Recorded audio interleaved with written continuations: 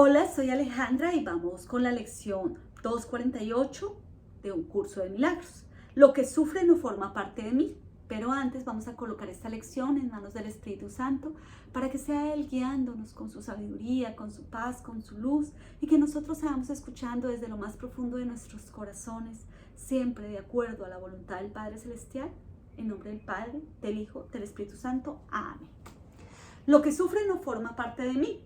He renegado de la verdad, que sea ahora igualmente firme y reniegue de la falsedad. Lo que sufre no forma parte de mí, no soy aquello que siente pesar. Lo que experimenta dolor no es sino una ilusión de mi mente. Lo que muere en realidad nunca vivió y solo se burlaba de la verdad con respecto a mí. Reniego ahora de todos los conceptos de mí mismo y de los engaños y mentiras acerca del Santo Hijo de Dios. Ahora estoy listo para aceptarlo nuevamente como Dios lo creó y como aún es. Padre, mi viejo amor por ti retorna y me permite también amar nuevamente a tu Hijo. Padre, soy tal como tú me creaste. Ahora recuerdo tu amor, así como el mío propio. Ahora comprende que son uno. Lo que sufre no forma parte de mí. ¿Qué nos recuerda esta lección? Esta lección es maravillosa porque nos recuerda que nosotros somos inocencia, que somos hijos del Padre Celestial. Por lo tanto, estamos hechos de todos los atributos de Dios. Si miramos, pues Dios es la luz, nosotros somos la vasija y cuando decidimos crear este mundo, porque fuimos nosotros estamos acá en una armonía perfecta, pero decidimos experimentar y creamos un mundo, ¿cierto? Entonces en ese mundo éramos unas almas, ¿cierto? De hecho dice las escrituras que comimos del árbol del bien y del mal y que gracias a eso le empezamos a dar significado. Y que partiendo de eso, antes del tema, pues Adán cayó en un profundo sueño, pero nunca se despertó. De hecho, muchos teóricos y muchas corrientes espirituales dicen que estamos durmiendo, que estamos dormidos y que lo que necesitamos es despertar. ¿Y cómo despertamos? Reconociendo quiénes somos, que somos un alma. Ahora, esas almas, ¿para qué querían experimentar esto? ¿Cierto? Este mundo. Para experimentar los opuestos, porque nosotros no somos ángeles. Los ángeles no pueden sentir los sentimientos y las emociones que tenemos porque ellos están apegados simplemente a la verdad infinita. Nosotros, por ser hijos del Padre, podemos reconocer, digamos así, con nuestro libre albedrío, el bien y el mal, pero a veces nos equivocamos porque lo miramos desde el ego. ¿Qué fue lo que la serpiente dijo? Que nos íbamos a hacer como dioses, y de hecho a veces nosotros creemos que somos como dioses porque le decimos a Dios: tú lo hiciste mal. Si yo hiciera este mundo no habría guerras, si yo hiciera este mundo no habría niños pobres, si no hiciera este mundo no había muerte. ¿Por qué? Porque yo creo que soy más que el Padre Celestial y creo que conozco todo el planeta y todo el mundo.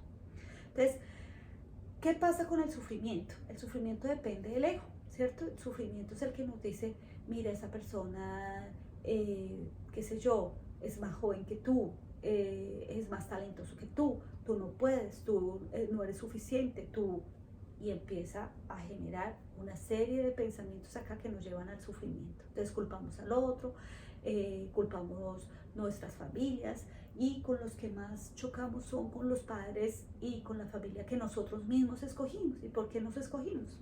Nosotros somos un alma y el mundo es una escuela.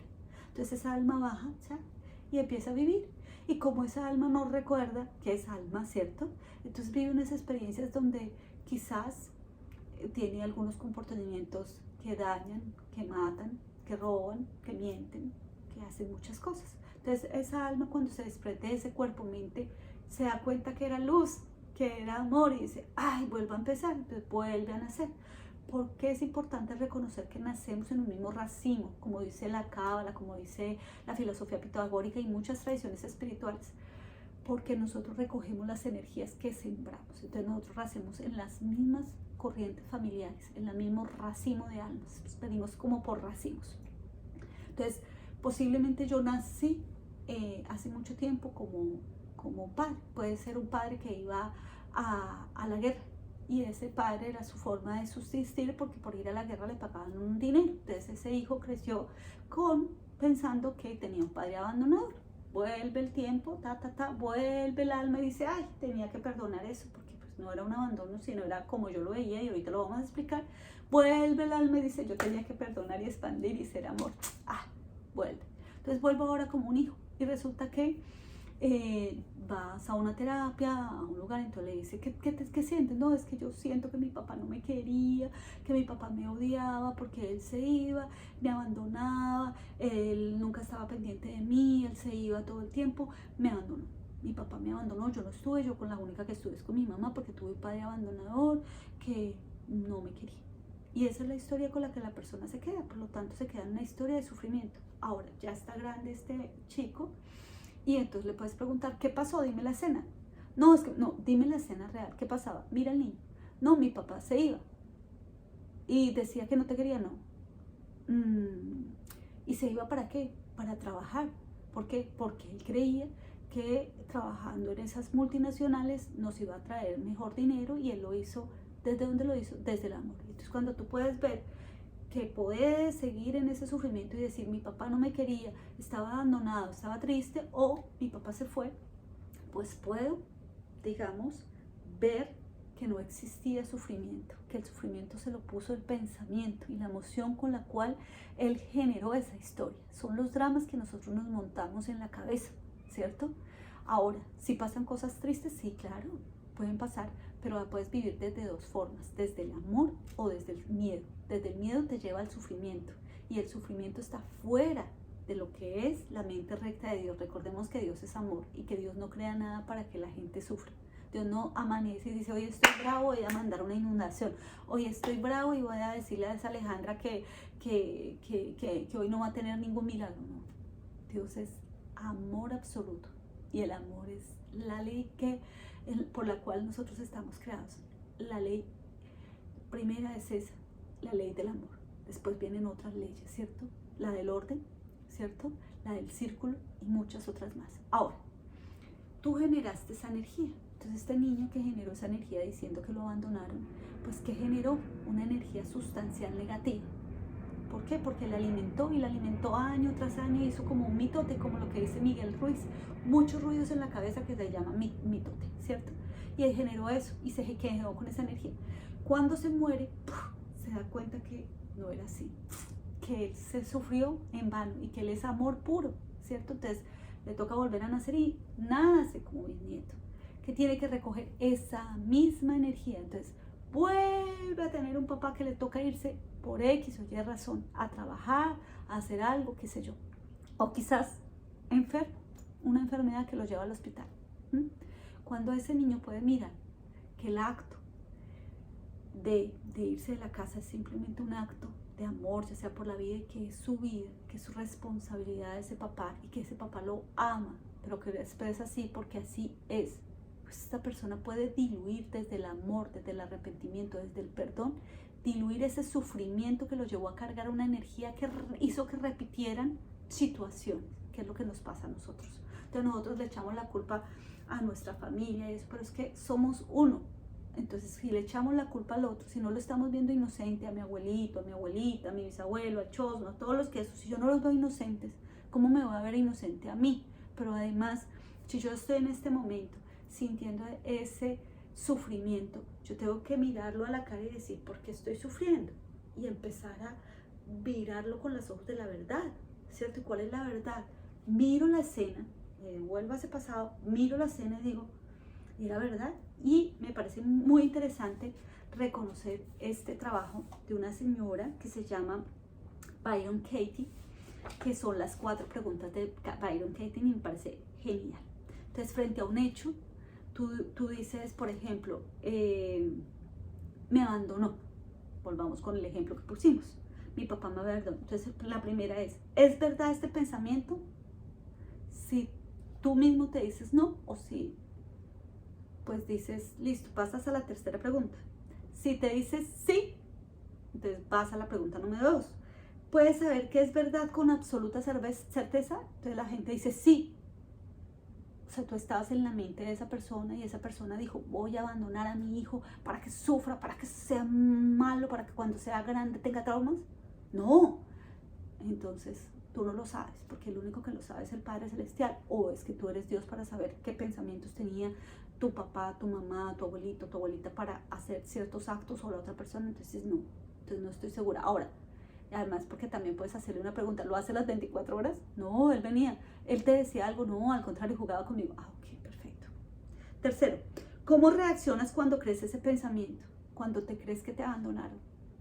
Pues reacciono con sufrimiento, con dolor, con tristeza, con rabia. Ok. ¿Quién sería sin ese pensamiento? Una persona libre, ¿cierto? Ya no serías esclavo de ese pensamiento. Pues esta señora hizo estas 4 preguntas porque ella era una persona que tenía mucho problema y estuvo recluida en un sanatorio y se dio cuenta que lo que a ella le generaba sufrimiento eran esos pensamientos, que es lo que todas las corrientes espirituales dicen. Entonces, cuando tú puedes hacerte esas 4 preguntas, se llaman las 4 preguntas de Byron Katie, tú puedes invertir el pensamiento también. Entonces, por ejemplo, mi papá no me escucha, ¿cierto? Y entonces tú dices, tu papá no te escucha. Entonces acuérdese que solo y de acuerdo al curso de milagros y de acuerdo somos unidad. Por lo tanto, si el otro no te escucha, tú tienes que hacerte esa pregunta, yo no me estoy escuchando. ¿Y cómo no me escucho? Cuando yo quiero descansar y no descanso. Entonces yo no me estoy escuchando, ¿cierto? Entonces, también cuando yo no escucho al otro, entonces yo digo, tú no me escuchas, pero resulta que soy yo la que no estoy escuchando a mi pareja, a mis hijos, al otro, ¿cierto? En otro, empezar a mirar al opuesto. ¿Qué significa? El otro me escucha, pero yo no estoy escuchando, o yo no estoy escuchando, y entonces empiezas a hacer toda esta etapa de la mayéutica que hablaban los antiguos filósofos y lo hacen. Y ahora, ¿qué dicen tus pensamientos frente a lo que dicen? Entonces te das cuenta que tus pensamientos es siempre dirigidos al otro, ¿no? El otro no me escucha, el otro no me da, el otro es malo, mi papá, mi mamá, mi primo, y empezamos a echar culpas. Entonces, cuando el pensamiento dice mis pensamientos, porque es que estos pensamientos no cambian lo que es tu papá, tu mamá, ni nada. Tus pensamientos son tuyos y son tu decisión. Por lo tanto, lo que tienes que perdonar, lo que tienes que sanar, no es a lo otro, no es lo que me pasó, no, es tu pensamiento que generó una emoción que cargaste todo el tiempo y que ahora la puedes diluir. ¿Y qué te sirve diluirla? Pues acuérdese que las emociones se cargan en el cuerpo. De hecho, podemos mirar un ejercicio. Yo cada vez que les pregunto en las terapias cuánto le pesa esa emoción, entonces la gente le digo, póngale un número. Hay gente que dice 500 gramos, es harto. ¿De qué color? Y dicen negra, morada, café. ¿De qué olor? Uy, pues te falta, listo, sácala de tu cuerpo y dicen, uy, terrible, eso cargas en el cuerpo. Ahora, por el contrario, si puedes diluir esa emoción, ese efecto, pues es al contrario, ¿no? ¿Cuánto es el amor? ¿Cómo te deja? Pues libre. El amor te hace volar, te sube la vibración. Cuando tú estás enamorado, cuando tú ves a tu hijo recién nacido, ¿qué sientes? Cuando tú ves un perrito que tú amas, ¿cómo te sientes? Cuando tú haces una obra que te hace sentir feliz, ¿cómo te sientes? Como si no pesaras.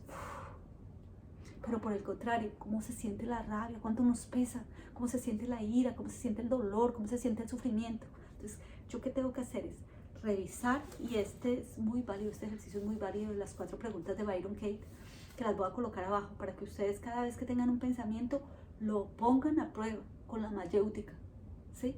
Y lo hagan, ¿vale? Pues nada, espero haber sido clara en esta lección, y recuerden que lo que nos hace sufrir no es la situación, sino lo que pensamos acerca de la situación. Y este libro pues lo que nos ayuda es a corregir el pensamiento y a quitar todos los bloqueados mentales que hemos puesto para no ser felices y para no reconocer que somos inocencia, que somos amor y que somos hijos del Padre Celestial y que Él es todo.